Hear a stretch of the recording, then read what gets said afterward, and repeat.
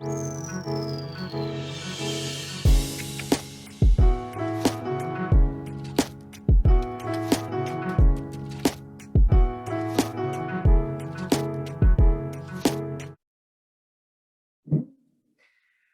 morning, happy Monday, and welcome to today's episode of Coffee Talk Live.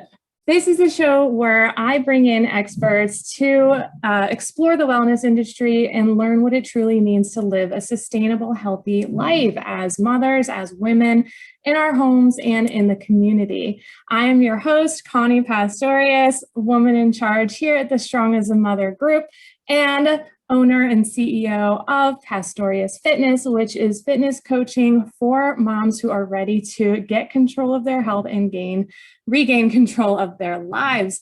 If you're watching live, drop me a 1 or a good morning or a what's in your cup today. If you're catching the replay, please drop a 2 so I know that you are still hanging out with me afterwards. And please be sure to like and subscribe to my YouTube channel so I know that you can I know you want to keep getting this awesome content early in the morning. So having said all that, let's get to why we're here today. I'm really excited, a little bit nervous for myself to introduce to you our guest today because she knows something there's a whole world that I have no idea about. She's a communications consultant and a tarot card reader. And after nearly a decade and a half working in entertainment in New York City as a storytelling strategist and Broadway publicist, her path of exploration has led to healing and evolution, which is so amazing. And reading tarot cards professionally is just partners well alongside her work. So what's actually really cool about her is that I'm just discovering that she's also a born and raised Pittsburgher, which we have to get into. Please welcome to the talk show, Emily McGill. Good morning, Emily.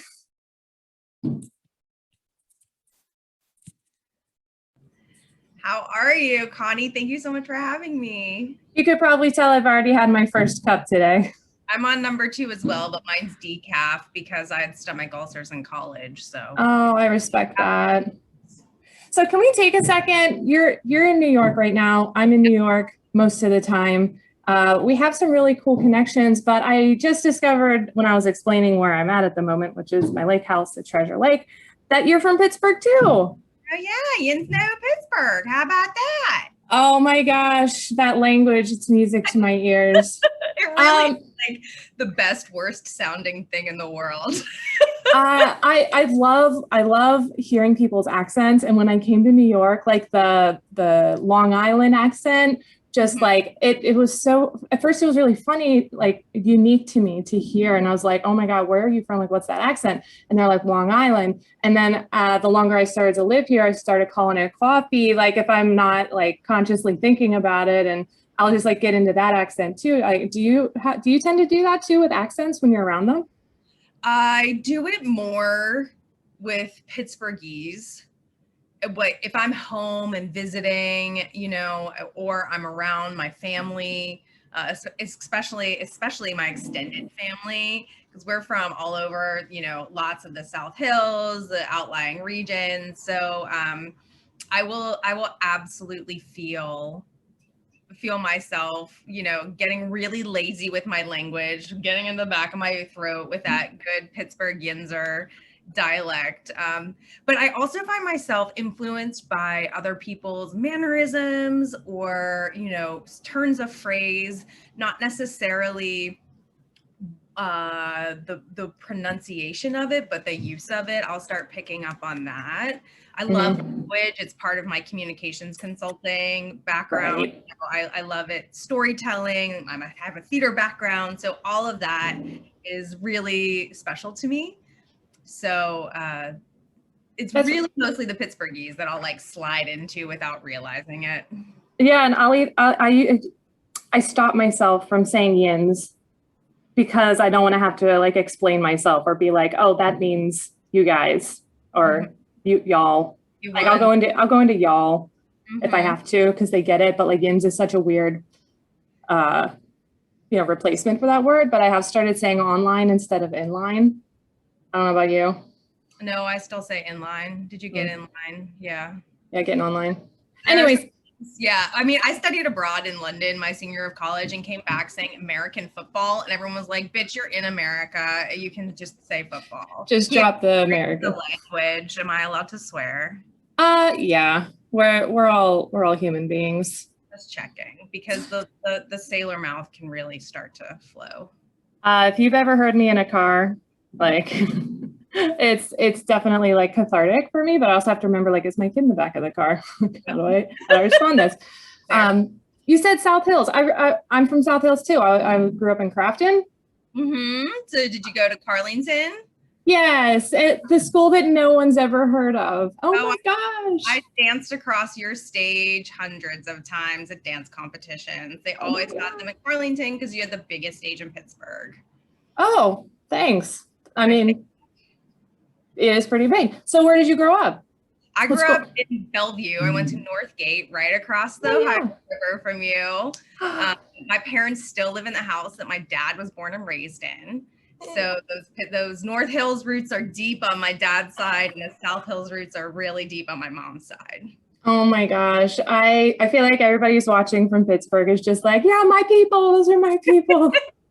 And maybe that's why we connected so quickly, because just deep down, like, I hear you. That Pittsburgh Mafia, we joke about it, but the second you find someone with a Pittsburgh connection, and especially having run in this sort of Broadway community with Carnegie Mellon and Point Park and Pittsburgh CLO and all of these great artistic opportunities that occur in Pittsburgh these days, you'll find people that either worked there for a summer or went to school there or, did a show there during the year, and immediately there's, oh, wait, have you ever had Permanis? Okay, did you get to spend time in the Strip? Have you gone to Pamela's? Like, there are just all these great things that immediately you can connect with someone about. And that's one of my favorite things in that little Pittsburgh magic that we have. Pittsburgh magic. I love that. I'm gonna hang on to that and use it in the future. Speaking of future, let's talk about tarot. I don't know. I humbly don't know a single thing about this. So I am so interested and excited to hear what it is. Like, I'm a yoga instructor, so I build my programs and my business around yoga philosophy, but that's not the same, at least to my understanding, because it's never come up. So go for it. Tell us the Cliff Notes version. Like, what is tarot? Where did it come from? Yeah. So tarot is, it kind of started as a card game back in the 15th century, 16th century. There were a lot of Italian and French nobility that were looking for interesting things to do, and artists started creating cards for them. And it was, like I said, much more of a game. And through the years, it's evolved. And in 1911, I could be wrong about the date, the sort of most well-known deck that is available, the Rider-Waite-Smith deck, was created. And that kind of cemented is the wrong word, but maybe gave some more structure to a traditional tarot deck. So there have always been two parts to the tarot, the major arcana and the minor arcana. The major arcana are our magic cards. When they show up, we pay extra special attention to them. So there are 22 major arcana cards, and they go from number 0 to number 21. And they start out with the Fool. The Fool is our very young, naive, kind of like first step on the journey and away we go, that kind of energy. And it goes all the way up through the World, which is the completion of the cycle, the sort of whole, healed, holy aspect of it. And so the major arcana corresponds to the human soul's evolution from starting out all the way up through enlightenment. So that's the major arcana. Does that feel like it's making sense for you? Yeah. Keep going. This is good so far. Yeah. So then the minor arcana is set up much more like a traditional playing deck. So we have 4 suits, we have ace through 10, and then we have 4 court cards instead of 3. So we'll have a king and a queen, and then a knight and a page. In some decks, that might be prince and princess. In some decks, it's set up more like a traditional family structure where it's father, mother, son, and daughter. But ultimately, and most tarot decks are pretty gender binary, unfortunately, but it's, historically how they've been set up. So we do try and honor that within the limitations. Mhm. But so you'll have those 4 court cards. The numbers or pips correspond to situations or experiences that we might have in our lives. And the court cards tend to correspond to either people in our lives or the qualities of those cards within ourselves. Though I've recently learned that's not always the case. There are other instances where court cards might not be about a person, but could be about a situation or an idea. So that's something that I'm starting to fold into my own practice as well. So talking about your practice a little bit, see where I want to go with this. There's so many questions I have. Let's talk about virtual versus in-person reading. Like, is there a difference? Is there any kind of disconnect doing a virtual reading? I nearly started by doing virtual readings. My therapist introduced me to the tarot 7 years ago when I started seeing her after my grandmother passed away. And at one point I was looking for a daily practice. So she suggested I start pulling a card. And I didn't own a tarot deck yet, but there's a great deck that we used with in my sessions with her called the Osho Zen Tarot Deck by a guru named Osho. And there's an app for that deck. So I downloaded the app. It was like $10, which is, a lot for an app, but nothing for a tarot deck. And I started pulling a card every day. And the thing I liked about it was it gave me a little red bubble on my phone that I had to then get rid of. And it also gave me a really easy way to learn the meanings of these particular cards. And this author, he has a really specific way of explaining what he means in each of these cards. So it is a similar to a traditional tarot deck, but definitely has Osho's voice in it. So I would be able to tap my phone and start to learn these meanings through his voice. And then right before the pandemic started, at the top of 2020, I was gifted a hard copy of the Osho Zen Tarot deck, my very first deck. And that allowed me to start reading for other people. And then the pandemic hit. So I got creative and I started doing virtual readings. And for over a year, those were the only kind of readings I was doing, unless I was with, my best friend who was inside my bubble. Otherwise, she was the only one that got in person. And we discovered that it's really interesting because I would do a reading for a person virtually and the reading is facing me. So I'm seeing it as it's laying out and interpreting it. But I'm doing something in person and the reading is facing her. She's having a different experience and a different translation of it because the cards look different if it's facing me or facing the person across from me. So that's kind of the biggest difference between in-person and virtual. It really has nothing to do with the energy or the virtual aspect of it. It's really like, okay, well, who are the cards facing? Because you'll find that once we start doing your reading, we might pull what is called a reversal. And so that means the card comes out upside down. And there's some people like to read that as maybe the negative or inverse, qualities of that particular card. I personally like to read it as an internal experience versus an external experience of the card, because every card holds the spectrum of its meaning within it, right? We have both the light and the shadow across, as one of my oracle decks says, the invitation and the medicine. So, we see that there's this big spectrum for each card. So I don't like to say, oh, well, it's the negative because it's upside down. Yeah. So that's sort of why we'll find that it feels different if we're sitting across from each other doing a reading. I've found that if I'm doing a reading in person with someone, now I need to sit next to them. I have to sit on the same side of the booth, Oh, okay.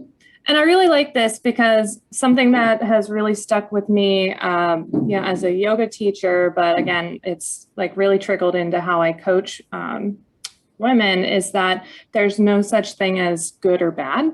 Mhm. And there's like an infinite amount of opportunity to just interpret based on where you're at in your life and your situation. So tell us a little bit about how integrating tarot, like how it flows and works within like wellness, within your own personal wellness. Sure. So, as I started that sort of daily card pulling practice, I was doing it digitally. And throughout the pandemic, I discovered that I really liked having a card to sort of meditate on each day, whether or not I'm like sitting down for 2 to 5 to 7, however many minutes to actually meditate on it, or just thinking about like, oh, what was the card I pulled this morning? Right, right. Okay. So I've actually started pulling a physical card now with that Rider-Waite Smith deck, and I do it right on my personal altar that I've created, where I've got candles lit to each of my grandmothers. I have, a few crystals that mean something to me. I like to keep water on there because water holds memories. So that allows me every day to ask this water to hold the energy of today. And then the next morning I can dump it out and refill it. So I'm not bringing the energy from the day prior along with me into my next day.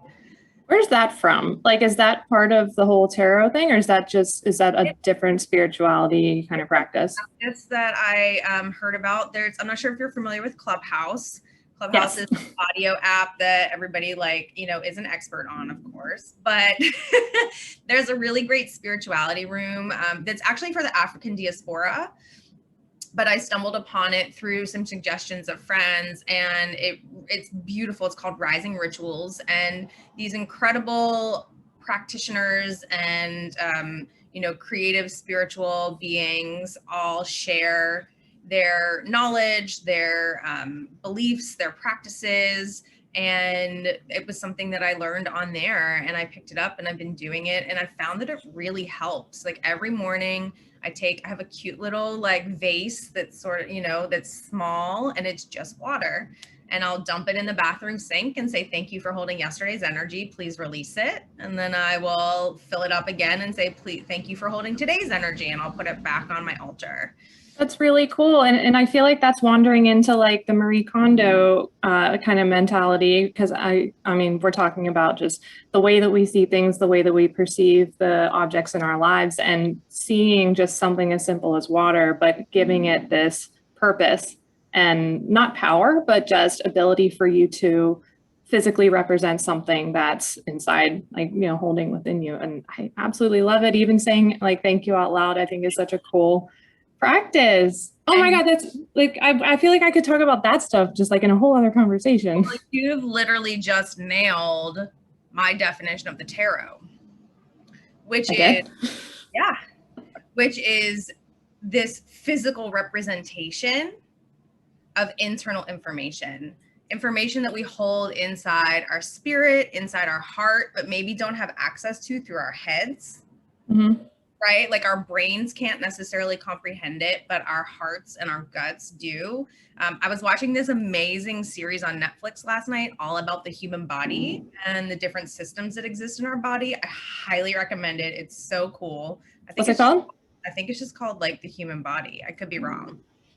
But it was like up on my like new releases on Netflix. I was up till 2 a.m., way too late last night for doing this morning, but I was like, this thing's so cool. I want to finish it. And in the nervous system episode, they talk about how we have, so many neurons around our heart. There are actually a lot of neurons around our heart and in our gut.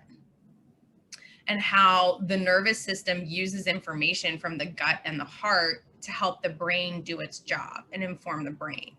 And so to me, tarot is another way of doing that. It's taking information we might hold in our gut or in our heart and helping us navigate, might be the wrong word, but maybe explore or digest or, experience this information that we hold within ourselves. Yeah, and that it sounds a lot too about things that might channel or just we might recognize things in our subconscious only in particular moments. But if we have these other things around us, like when you hear a song and it takes you back to some other, part of your life, or these other senses, sensory experiences. And again, like utilizing objects in the spaces that we spend a lot of time in for a really cool way to bring things to our conscious and in our awareness. So I love this. This is so fun. I'm having so much fun already. So I want to encourage anybody who does have questions while they're watching this to please put them in the comments. If we don't get to them now, Emily will definitely get to them afterwards. But there was a question from somebody that was in the group. Kelly asked that she's been pulling cards for years and is currently studying Oracle card reading. And she wants to know how you started your business, which we talked about a little bit already, and what you think the difference is about between tarot and Oracle. Do you have thoughts? Yeah, absolutely. So as I said, the tarot deck is pretty structured, right? It's generally 78 cards. We have our major arcana of 22, our minor arcana of 56.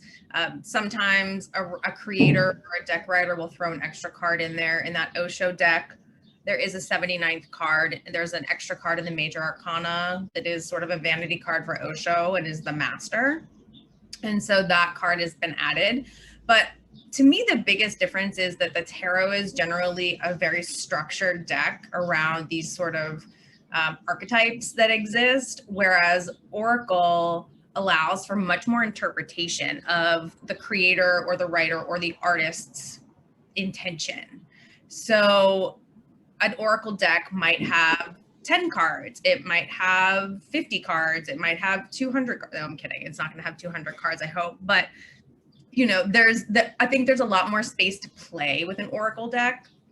You have different things you can include. Some like to include gods and goddesses. Some like to do elements of the earth. Some I've seen gemstone oracles. I've seen one I have is a mystical shaman oracle deck that, again, my therapist suggested for me. So I think that to me is the biggest difference between the two, is that the tarot to me feels much more structured, whereas the oracle has a lot more freedom for the creator or the writer's interpretation as to what direction they would like to take their users. Which sounds like calling them an oracle makes sense. So it's their skill and their ability and like you said, interpretation versus what the cards say. So thank you for answering that. That was a really helpful explanation. So the next part of this coffee talk is going to be an actual reading with me. So before we go right into that, I want to make sure that everybody knows how to reach out to you if they want to connect or learn more about this.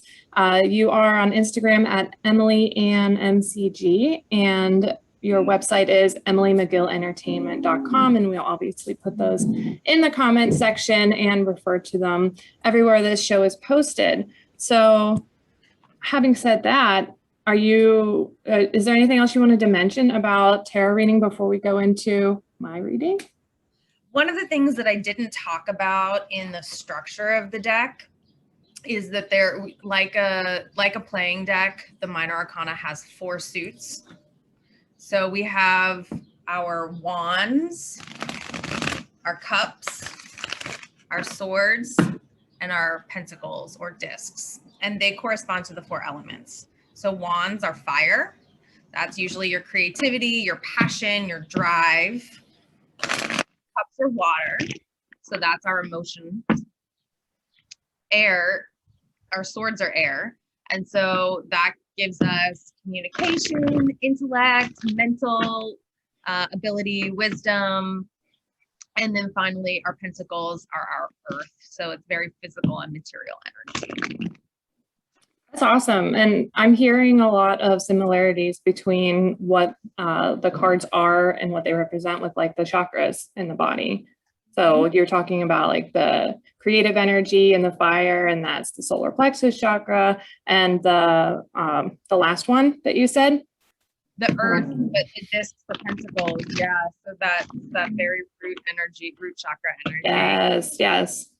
I love how this is all connecting. It makes me very happy. And you're demystifying this whole process, because it's on TV, it's very woo-woo and magic ball, and palm readings are $5 tech theoretically, like on every block in New York. And I think this is a really, really cool opportunity to get that honest experience. So I'm really excited. Good. I think we should do it. If there's no more questions right now, if you don't want to keep, watching and seeing this real life experience, that's fine. Please make sure you like, share, and subscribe, and please join us in my Strong as a Mother, Happy and Healthy Living Facebook group, The Village, that helps moms raise happy and healthy babies so they can live a happy and healthy life themselves. So, having said my little closing spiel, let's talk tarot. Great. Let's do it. So you can hear I've been shuffling over here. I am using a deck today that's called the True Heart Intuitive Tarot. It's created by a woman named Rachel True, who many know as an actress from films like The Craft and not Dazed and Confused. Oh my gosh, I do this every time. Which one was she in The Craft? Because I've seen that movie a million times. Do you remember? I've never seen the movie all the way through. There's a lot of cheese, but I still think it's cool. I don't know. I don't like scary movies. I still don't like scary movies. And when I was younger and that movie came out, it was terrifying. So I just think I've never seen it in that. But so I don't know any of the characters' names. Oh, she's the African American. Yes. Okay. Got it. Cool. Curly hair. Mm-hmm. And it's not Dazed and Confused. Is it? No, that's the movie. That's the 70s throwback. What's the Dave Chappelle movie where he's Half-Baked? Half-Baked. She's Mary Jane in Half-Baked. Oh, it's all coming together. Quick plug for while you're still shuffling, for your Pause for the Cause that you do with Jen, who is my producer and also a Pittsburgher. So this is on Fridays at 4:20. It's a little nod to Pause for the Cause, which is a talk show like on the X in Pittsburgh. They used to do 4:20 Pause for the Cause, and then some. That's where this came from, right? Yeah. Jen was listening to Pause for the, like she would hear it growing up and was like, I always wanted to do that. And so we decided, when we decided to put together a comedy and tarot show, to call it Pause for the Cause, where we add a layer, which is cannabis. So we enjoy cannabis on screen. We talk tarot. We do, Jen does some comedy. We also like to highlight an organization called the Last Prisoner Project, which does some amazing work working with people that have been incarcerated due to cannabis-related offenses, and working to commute those sentences. So we've done some awesome work highlighting them. We really enjoy having a reason to talk about things, not just like, hey, we're getting on here to smoke a little weed and pull some tarot and be funny, but let's also highlight work that amazing organizations like the Last Prisoner Project are doing. I think that's really cool. And like the first time I popped in when Jen Leader was going live, I only caught like the first beginning part of it, and I didn't like instantly pick up that like that's where the conversation goes. So find Emily on Instagram, give that a shot if you're interested in hearing these kinds of conversations, because Jen and Emily are both a freaking delight, especially when they're on screen together. So at the most, you learn a lot. At the least, it's really great entertainment value. It's a win-win. All right. Are you ready to get started? Yes. Let's do it. First thing we're going to do, you can leave your eyes open, you can close them if you want, but we're going to take 2 deep breaths together to sort of set the container. Okay. I like to close my eyes. I'm going to breathe all the way out. Take a deep breath in. And when you think you can't take any more, one more little sip. And let it all out. And we're going to do that one more time. We're going to take a really deep breath in. And one more sip. And all the way out. Just to get that little container. All right. So now you're going to cut the deck. And so you're going to tell me when to stop. Stop. Okay. So today we're doing a 3-card pool. And do you have something specific that you want to explore today? Oftentimes with the tarot, folks come to me and they're saying, I have this question or problem or thing that I think I need some guidance on. Sometimes people will say, you know what? No, let's just see what the cards have in store. Let's talk about my business for a minute. So I guess I'll give a little bit of background as to what we want to talk about. So within the last, when I've been an online coach for the last 3.5 years, so long before lockdown happened, and I've been in the fitness industry for a decade, and I love where it's going, despite how challenging and how much work it puts on me. And alone in the last year, I have just skyrocketed in the way that my business operates, with the way that we coach women. We're integrating pelvic floor physical therapy and holistic nutrition into their coaching programs, which is really special and unique. I'm not going to lie, this is a very emotionally intense and a very time intense job, but I love it so much. And I recently got kind of wind of another job opportunity that's within my realm of what I do, but I'm nervous as to whether that would detract from the way my business is operating, or if it's a path that is just something from my previous career, previous part of my career, because if I didn't have my online business, this would have been the jackpot job, but it's full time. And I don't know if it would be a good choice or not. So maybe we could explore that. Great. Excellent. So there are 2 different spreads. So a spread is sort of where we lay the card down and what it means in context of themselves, that I like to do when we have 3 cards. So there are 2 different versions. One is a past, present, future, which I'm feeling is probably the one we're going to go with today. But the other is what will help you, what will hinder you, and what is your unrealized potential. Oh, I actually kind of like that one. Okay. Having said you saw this as a possibility of something that was coming from your past, is what had me initially thinking. Yeah. Present, future, but we can totally do help, hinder, and your unrealized potential. I like. So within my own coaching, we work with roadblocks. What is the point where you normally would quit on yourself? How can we work through them? And to have, I think, some kind of observation or exploring what could be my own, I think would be a nice change for once. Right. So let's go. So the card we're going to pull is what will help you. And when I do a reading, it's very collaborative. So I'm going to tell you sort of what this card means, but then I'm going to ask you what it's saying to you, what you're noticing about it, how it's making you feel, and we're going to have a dialogue around it. Right? Okay.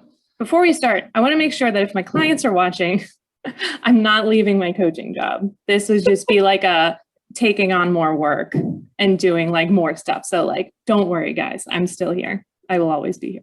Okay. Go on. All right. So we have our Six of Swords is our first card that we pulled. Okay. I'm going to put you on speaker so you can see this card good. So remember that our swords are our air sign. So that is our mental, our intellectual abilities, our communication abilities. And we see these six swords falling into the waters. And remember, water is our emotions, but that's not the center of this card, but it's still present on this card. And we see this figure raising up and like being raised up by these six little birds above her. This figure is being lifted out, almost like airlifted Mm-hmm. from these sort of, and I mean, you can see the water looks choppy. We can see these swords are, they're piercing that water. And so oftentimes when we see something like this, it's where our mental and emotional lives connect, and maybe dropping some of the mental stuff and lifting ourselves out of it. And this is what will help you, right? So this is the card that's saying what will help you is your ability to think through things, to intellectualize, to see, you were talking earlier about how the sort of infinite number of perspectives that we might see any situation from. I think this is a reminder of that. But saying that, like, don't let that trap you. You have to lift yourself out of that sometimes. I like so that. that you're stuck inside your head. Right. So what that reminds me of is like having that imposter syndrome and being afraid that like I'm not actually capable to do the job that I'm supposed to do. And then having that like trust that like, yeah, you know your shit, you know what you're doing. Here's the proof, and having more trust and confidence in myself with what I do and what I know how to do. And I mean, if we look at this actually, because it's always hard for me when I'm doing readings that I'm looking at the card through the camera. Yeah. Yes, there's these choppy waters, but I kind of missed it. Like, there's earth back there too, right? Like, we can see the land. We can see, the only element this card is missing is fire. Which is the creative and the passion. Mm-hmm.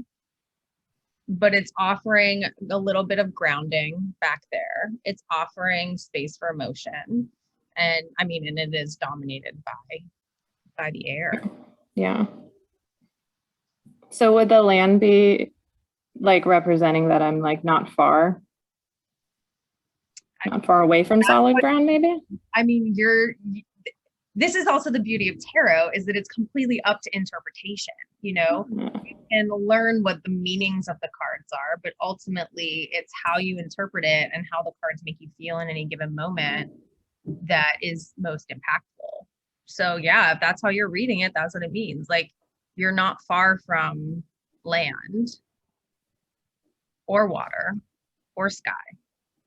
Are all of the characters that like black shadowy? Not necessarily. So if I was to see that like maybe she's just been toasted by fire, that's also possibly a thing. Yeah. But it could also be, like lifting up the shadow self, despite how we might think about our shadow self. Can we talk a little bit more about what the shadow self is? Yeah, I mean, our shadow self is the sort of things that we might see as our negative qualities, or the things that we don't love about who we are and how we move through the world. And so when you are able to embrace the things that you perceive as a flaw or you perceive as a negative quality about yourself, it helps you to move through the world in your full wellness of being. It's not just your physical wellness, but it's also your emotional wellness, your mental wellness, your spiritual wellness. It's about bringing your full self to everything that you do, the good, the bad, and the ugly. And so when we see our like, we can see this as a reflection of the shadow self, which is, maybe the person that flies off the handle when, something pushes one of our buttons, or that gets like furious over leftover cups in the sink. I'm not projecting. No, but I feel like you like secretly live in my house over the last 3 days. Good Lord. But it's like, that is also part of who we are, and we need to love that part of ourselves too.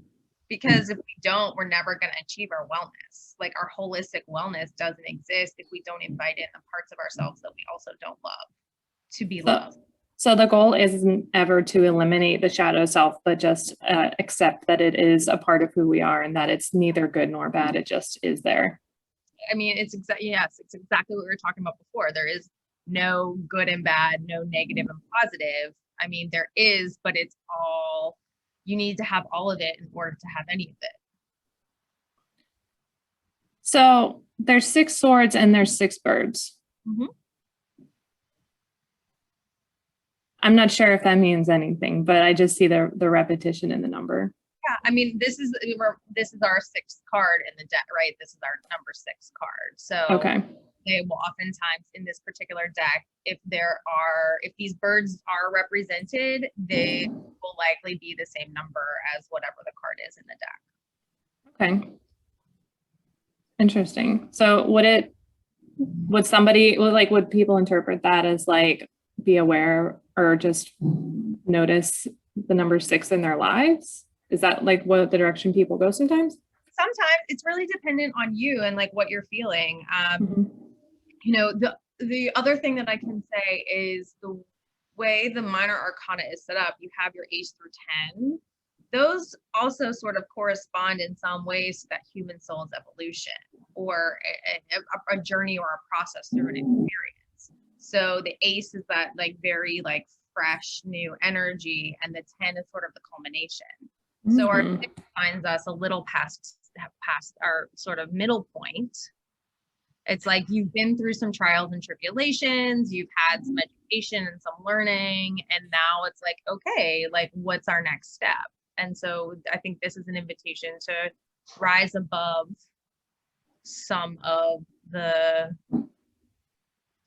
stuff that is maybe not serving you, or maybe some of the thought patterns that are no longer serving you. And that's what's saying this is going to help you by rising above those sort of thought patterns that have been created. You're going to be able to do more, to fly higher and farther. I like that. I like that a lot. Yeah. I've been feeling more in line with like my dharma once I went through the biggest mental health crisis of my life over the winter, and anybody who's followed me on social media knows that story. But once I started managing that and really like adding the nutritionist, adding the physical therapist, and really seeing that like, oh my God, we're starting to create a part of women's wellness that doesn't exist yet. And this is something that could be accessible to everybody. And then I was just starting to feel that like, oh, this is what I was meant to do. Mm-hmm. And knowing that and hearing and understanding or interpreting that like I'm at a 6 and that it's like, all right, I reached the halfway point. I'm continuing in that way towards. Right. But we might pull the next card and it might be a 2. You know what I mean? So it's not necessarily directly corresponding to it. Okay. But it is saying that like for this particular question of, you know, how am I moving forward in my business? Getting past old thought patterns, rising above old thought patterns is going to help you.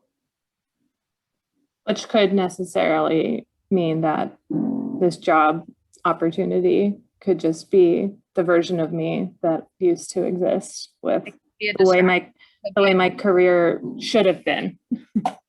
Could have been, was in another dimension of reality. Sure. Yeah. Okay. Yeah. I like that. Let's pull the next card. This is so fun.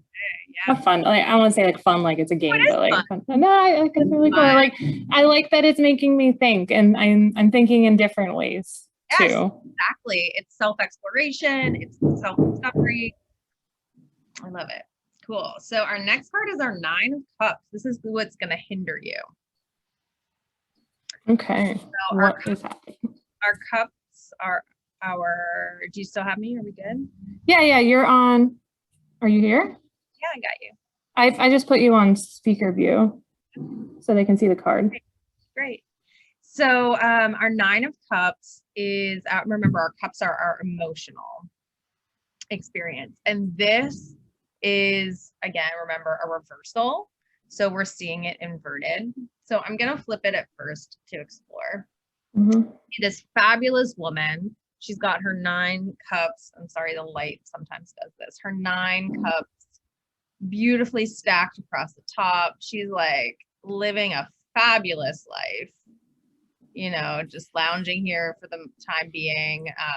She's got these beautiful stars. There's this fun pattern behind her. There's grass on the ground. We see this really beautiful scene. And the 9 of Cups is often about how we've come towards a place of emotional abundance, or on our way towards emotional fulfillment.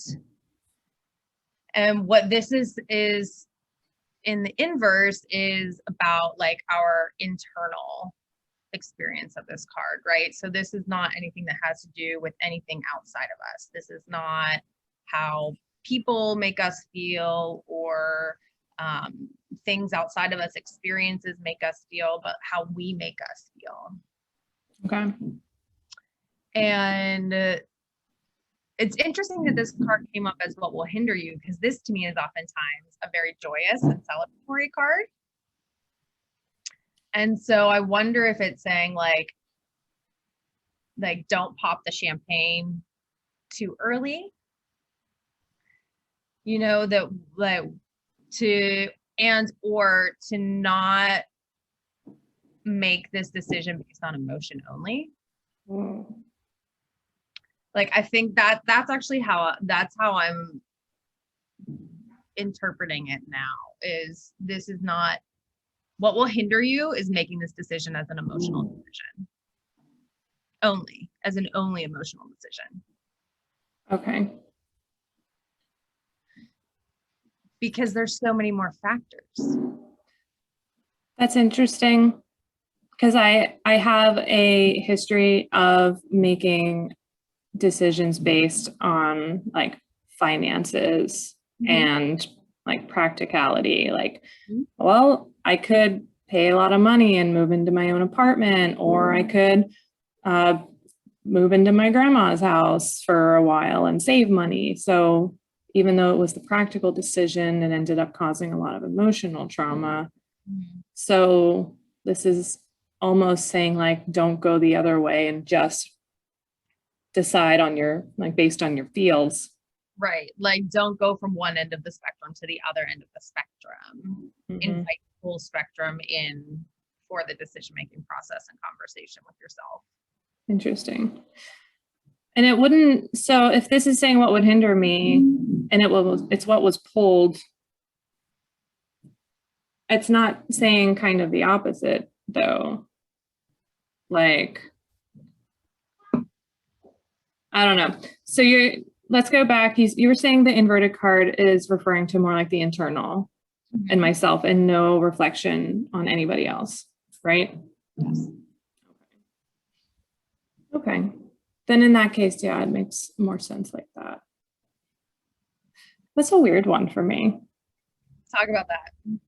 I don't know, the card, like seeing it upside down, and like the other one was really easy to be like, oh, there's a girl, there's swords in the water. But this girl is just like, it's like a magazine cover almost.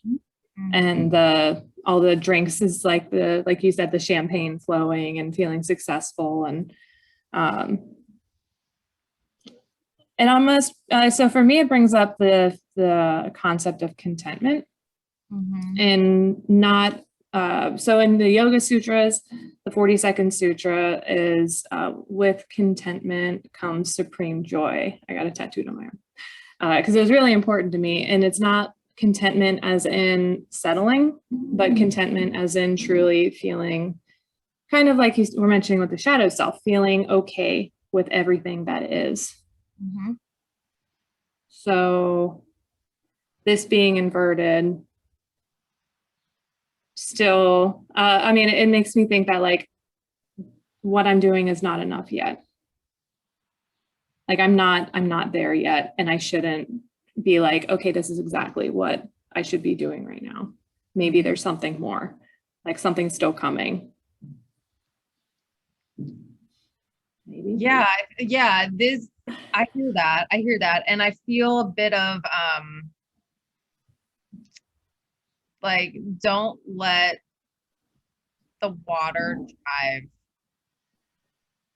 the bus. Like, I know that's a terrible analogy, but I mean, yeah, sure, we have Just Ducky tours in Pittsburgh, but like buses don't belong in water, right? And so if you're like driving the bus of your business, it's gonna flood out and stall out if it gets stuck in high water. If your engine gets, too much water in it, you're not going to be able to continue driving that bus. You're not going to be able to continue moving the thing forward that you want to be moving forward.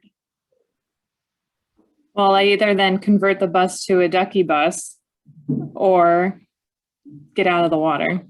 Yep. But we can never fully get out of the water, right? Because our emotions are always with us. Yeah. I'm curious, do you ever read like body language during these?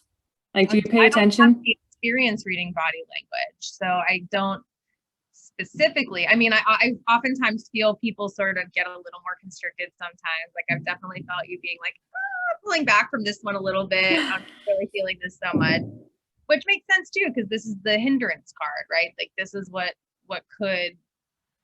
And to be clear, there is no predicting the future in tarot. We don't predict anything. We simply tap into information that we hold within ourselves. And so to me, yourself is saying to you, don't make this decision purely based on emotions. Don't forget the emotions in this decision, but don't make it purely based on emotion. As you were saying, this is not a strictly physical or material decision for you. This is not a strictly practical decision. And clearly you have some flexibility with it because you weren't like, yes, I have to do that. Or no, I'm not doing that. Yeah.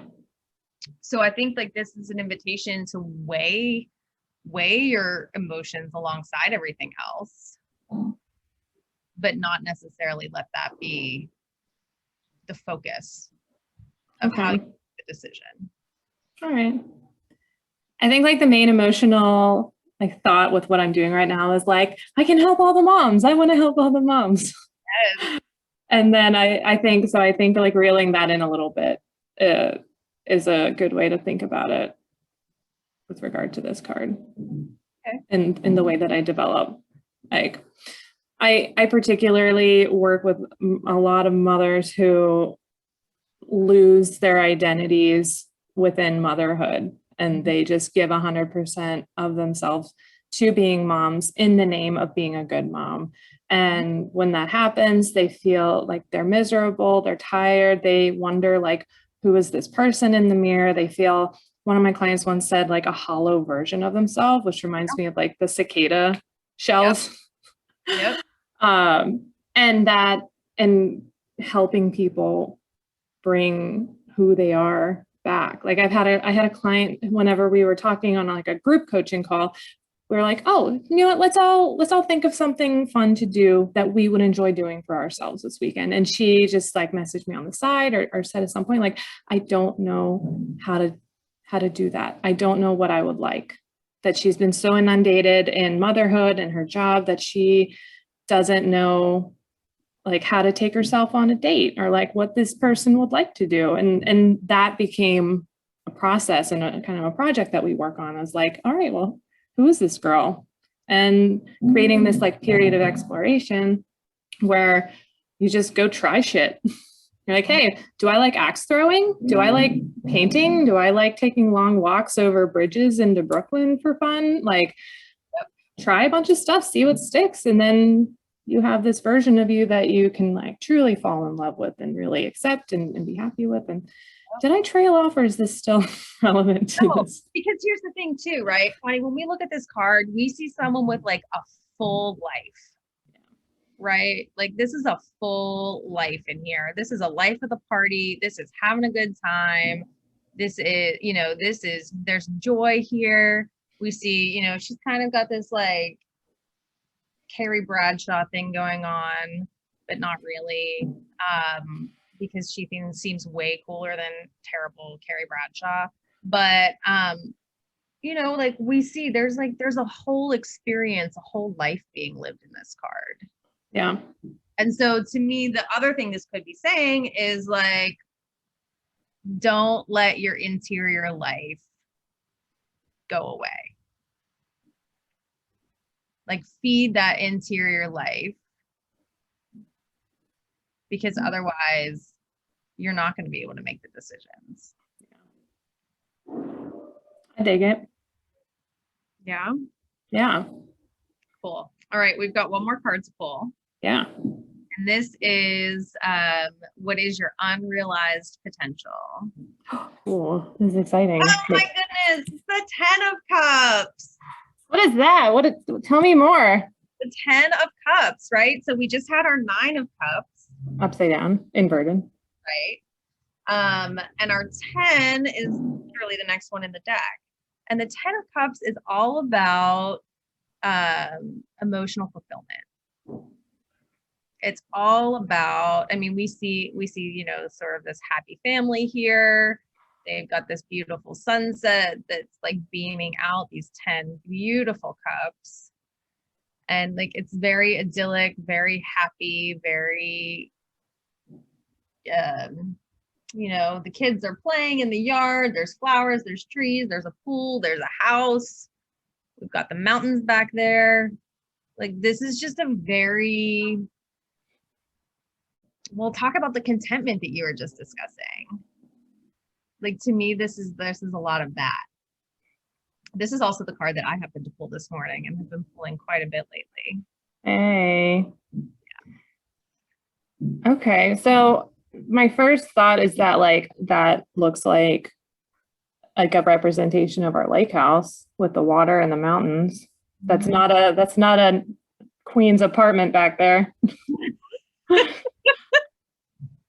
But that's really interesting because like, I don't keep it a secret. Like, we want to have another kid in the not too distant future. There's 2 kids there. I guess that could be sunset. Is it sunset because the sun's orange? I see it that way, but you know, you can see it as a sunrise. Mm-hmm. If that's how you're vibing with it. Kinda. I think I feel more of like a sunrise there. Mm-hmm.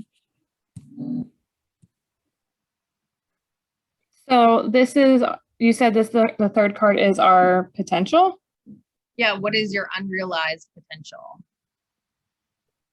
Like actually feeling like I deserve everything that I am working towards? Yeah.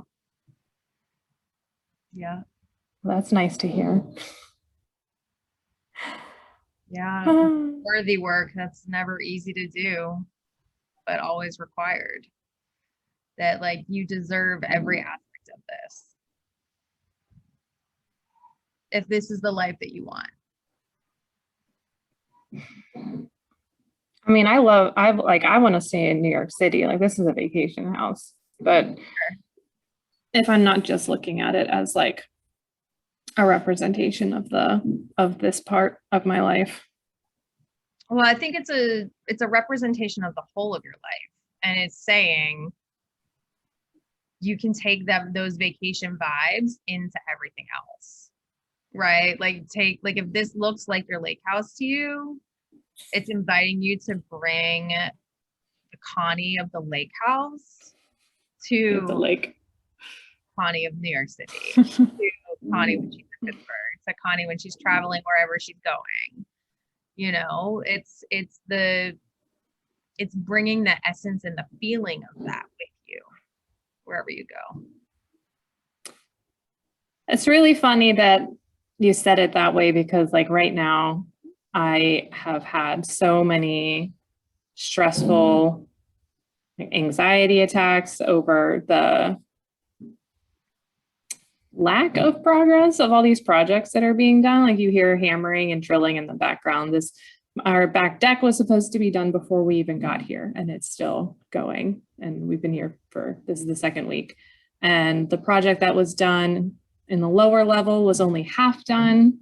And I'm like, every freaking aspect, every single thing that I put together and organized for this renovation project, like something's going wrong. Well, Mercury is retrograde, Saturn is retrograde, Pluto is retrograde.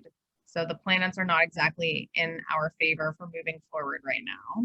They're inviting us to examine some things. You know, Mercury is communication and technology, which is why tech and communication stuff always gets wonky during Mercury retrograde.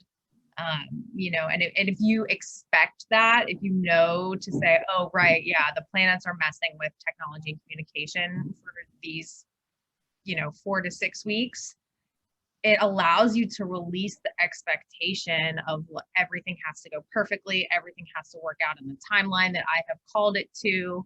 You know, Saturn is a lot about structure and stability, and so it's retrograding and kind of moving backwards. So it's like re-examining structures. So was there stuff with like maybe the plans around your back deck that like, or, you know, there were some things about how things were supposed to be moving forward that, you know, and Pluto is the shadow self, and that is also moving backwards right now, according to, you know, where we are in relation to it in the universe.